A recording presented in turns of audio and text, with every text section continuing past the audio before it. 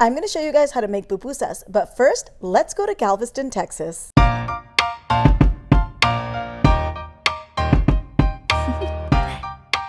We traveled to Galveston to visit with family. While we were there, we found a really cute shop where you could make your own custom t-shirt. Toby loves Johnny Cash, so this was definitely on par for what he likes to get. Even while we're on vacation, we always have to go to the grocery store. It helps us save money and also keeps Jackson safe with his food allergens. While we were shopping, Toby took the lead and ended up finding a lot of our stuff by using his Orcam MyEye. I don't know if you've seen this kind of technology, but it's pretty amazing.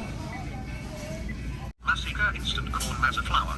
The Orcam MyEye is the device that's on his glasses, and it literally can read barcodes. We need 3 cans of this. It's a great device that helps Toby have a little bit more independence, even though he is blind. It actually even recognizes faces. If you go to my TikTok, I have a video showing that. Toby and the kids got some more essentials, and when we got back to the Airbnb, we organized everything. Pay attention to the stuff that's going into the refrigerator. It's kind of obvious that Toby made the choices in our grocery shopping. I think he had a little too much fun with the Orcam MyEye because we got a lot of sodas. Anyways, my plan was to make pupusas here at the Airbnb, but in the end it didn't end up that way, and we ended up making the pupusas at home. Something Toby loves to do is eat out, and he wanted to eat out every day we were in Galveston. All right, I promised you pupusas, so let's make some pupusas. Now today I'm trying something different since we have a split house. I'm making one masa with adobo. I'll put real cheese in that one, and then I'm making one with culantro achote, and that one will have vegan cheese. Pupusas are probably one of the most easy things that I find to make, even though they are labor intensive, and here's why. Because the recipe is very easy. You put equal parts maseca and equal parts water. Then you simply add a pinch of salt and you've got the masa for pupusas. Now today we're making them a little bit different because I am adding 2 different seasonings so that they come out in 2 different colors. But when it comes to the masa of pupusas, it's so easy.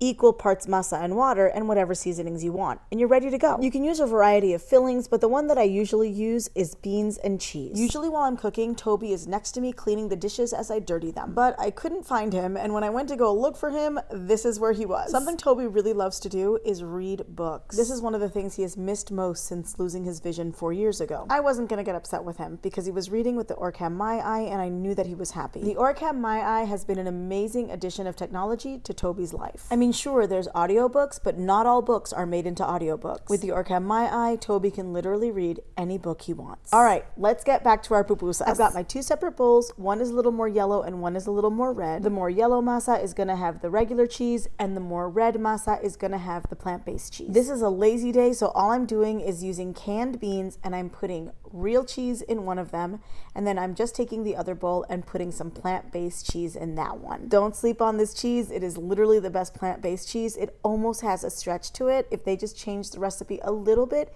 it would be just like cheese. Like I said earlier, I think pupusas are pretty easy to make. The hardest part is how they're so labor intensive. So let's get to laboring and let's make these pupusas. Now you don't have to do it this way, but this is the way that I do it so they come out a little bit even. I'm using a small ice cream scooper and I'm just gonna scoop out some into my oiled hand. You have to make sure your hands are oiled or else it's gonna stick to you a little bit. So you'll put the masa in your hand. Oh, by the way, masa means dough in Spanish, just in case you didn't know what that meant. And then you're gonna kind of flatten it out as though you're making a tortilla. It'll still be a little bit thick, and then you'll just make sure to have a little divot in the middle, and you're gonna put some of that filling right there in the center. Some people will say that the hardest part is the part that's coming up next. Bring all the edges together and stick them together with pressure from your fingers. You want to gather the masa up at the top as though it's a little change purse. If you have any extra masa, you'll just want to pinch that off and put it back into your bowl of masa because we are not going to be wasting any today. And you're going to start the same motion of trying to make a tortilla, but it's got the filling in it and everything now. Just slap it back and forth between your hands and it'll flatten out. It's okay if you get a little hole or anything like that. It does not matter. It does not have to be perfect. Once you get a few of them done, you'll want to get a nice heavy cast iron pan or skillet. I guess a skillet and a pan are kind of the same thing, but you know what I mean. You can put a small little layer of oil if you want, but you really don't need to because your hands had oil on them already. Then you'll simply place them on the pan and you're going to fry them a few minutes per side.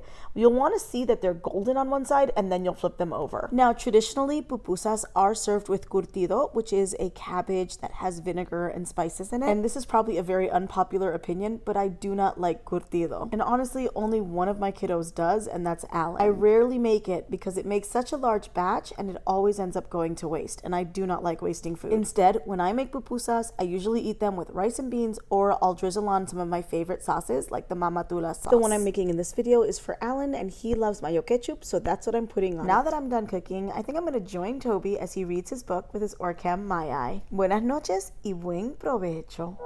Bye.